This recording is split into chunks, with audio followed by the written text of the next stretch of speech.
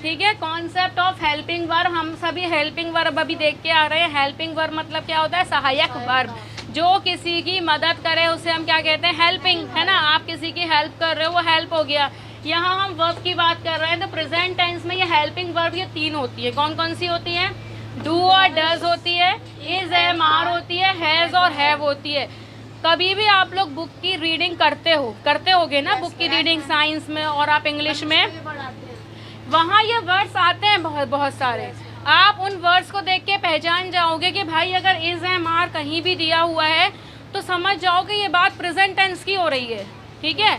अगर हैज़ और हैव दिया हुआ है तो समझ जाओ कि प्रेजेंट परफेक्ट की बात हो रही है। अगर इसके संग में बीन भी लगा हुआ है तो प्रेजेंट परफेक्ट कंटिन्यूस की बात हो रही है।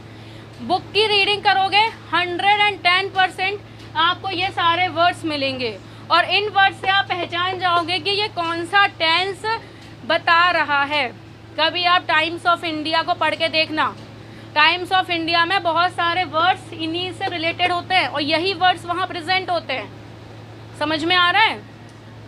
पास्ट टेंस में हेल्पिंग वर्ब होता है, पहला डिड होता है, वॉज और वर होता है और तीसरा क्या होता है? हैड होता है। ये पास्ट टेंस के हेल्पिंग वर्ब होते हैं। कौन सा होता है? डिड, वॉज या वर, और सेकंड क्या होता है? हैड। 3 पास्ट टेंस में होते हैं। फ्यूचर में केवल एक सिंपल सा है, विल और शैल। क्या है फ्यूचर में? विल और शैल। विल, शैल, हैव आ जाएगा, है ना। Will be, shall be, will shall have been आ जाएगा, ऐसे आ जाएंगे। लेकिन देखो यहाँ तो चेंजेस है, डू और डज हो गया, डू और डज का डिड हो गया, लेकिन फ्यूचर में तो एक ही है, विल और शैल।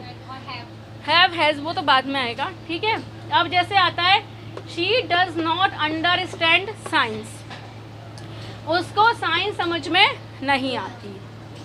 She does not. अब ये देखो, अगर इसको पहचानना है कि ये कौन सा टेंस है, आप कैसे पहचानोगे? पहली बात तो इसमें क्या लगा हुआ है? डज। जब ये डज लगा हुआ है, डज का क्या मतलब होता है? कि प्रेजेंट टेंस की हम बात कर रहे हैं। किसकी बात कर रहे हैं? प्रेजेंट टेंस की। प्रेजेंट टेंस की बात है तो हमें ये टेंस समझ में आ गया कि शी डज में क्या आ गया भाई? ये प्रेजेंट टेंस है, ठीक है। सेकंड आता है अंडरस्टैंड। अंडरस्टैंड हमारी कौन सी वर्ब है? मैन वर्ब है। अंडरस्टूड, अंडरस्टूड, ठीक है। ये first form, second form, third form. अब यहाँ हमारी फर्स्ट फॉर्म ही लगी है, वर्ब तो हमारी चेंज नहीं हुई है। अंडरस्टूड तो आई नहीं है, कौन सी आई है? अंडरस्टैंड। अंडरस्टैंड कौन सी वर्ब है? ये फर्स्ट फॉर्म है। She does not understand science, इसका क्या मतलब हुआ? ये हमारा प्रेजेंट टेंस है। कौन सा टेंस है ये? प्रेजेंट। इंडेफिनिट, हाँ ये प्रेजेंट नेगेटिव है, वो इंडेफिनिट में, वो मैं एक्सप्लेन करूँगी अभी। इतना क्लियर हो गया? अब हम पहला टेंस उठा रहे हैं अब कि भाई ये प्रेजेंट इंडेफिनिट टेंस को हम प्रेजेंट सिंपल टेंस भी कहते हैं। कौन सा टेंस होता है? Present simple tense. यहाँ से हमारा टेंस एक्चुअलिटी में अब शुरू हुआ है। अभी तक तो हमने टेबल देखी, कॉन्सेप्ट देखे, क्या होता है, मैन वर्ब्स क्या होती हैं, हेल्पिंग वर्ब्स क्या होती हैं, कितने टाइप्स के टेंस होते हैं, टेंस का एक्चुअली मीनिंग क्या होता है, ठीक है। इंट्रोडक्शन पार्ट था जो अभी तक हम पढ़ते हुए आ रहे थे। यहाँ से हमारा मेन टेंस का फर्स्ट पार्ट शुरू होता है, प्रेजेंट सिंपल टेंस या फिर present indefinite tense.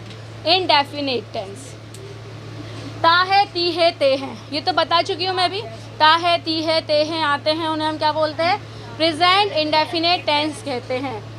Helping verb तो ये मैंने लिखी हुई है, डू और डज। देखो मैंने ये ऊपर इसलिए लिखा हुआ है कि आपको कहीं भी देखने की ज़रूरत ना पड़े कि ये हेल्पिंग वर्ब क्या होती है। हेल्पिंग वर्ब ये 3 प्रेजेंट टेंस में यूज़ करते हैं, पास्ट में यूज़ करते हैं और ये फ्यूचर में यूज़ करते हैं। फिर हमारा प्रेजेंट इंडेफिनिट टेंस में हेल्पिंग वर्ब आती है डू और डज।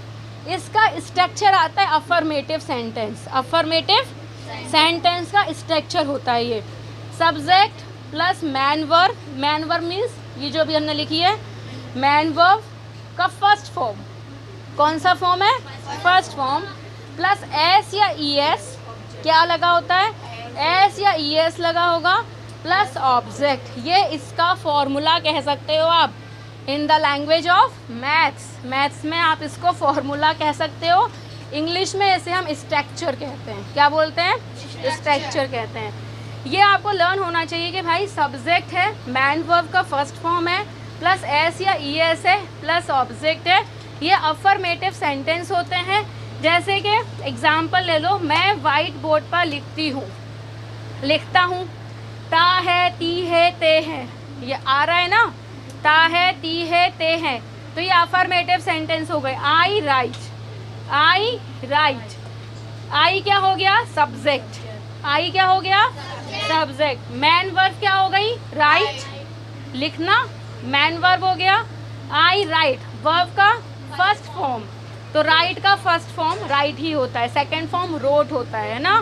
तो क्या हो गया? आई राइट ऑन वाइट बोर्ड। समझ में आया?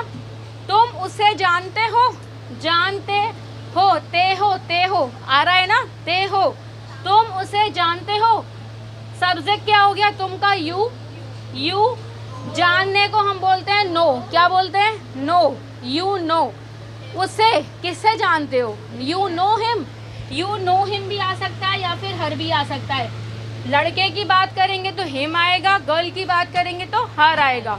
तो क्या तुम उसे जानते हो? You know him, you know her, ऐसे बोलते हैं ना। तो ये हमारा कौन सा हो गया? Present simple tense. अफर्मेटिव को, इंडेफिनेट को क्या बोलते हैं हम? इंडेफिनेट को क्या बोलते हैं हम? सिंपल। प्रेजेंट सिंपल टेंस कौन सा होता है? ये प्रेजेंट सिंपल टेंस। ता है, ती है, ते है आते हैं। स्ट्रक्चर कैसे बनता है अफर्मेटिव का? Subject plus man verb plus S या ई एस, वर्ब का फर्स्ट फॉर्म प्लस ऑब्जेक्ट, ये स्ट्रक्चर होता है। ठीक है। आई राइट ऑन वाइट बोर्ड।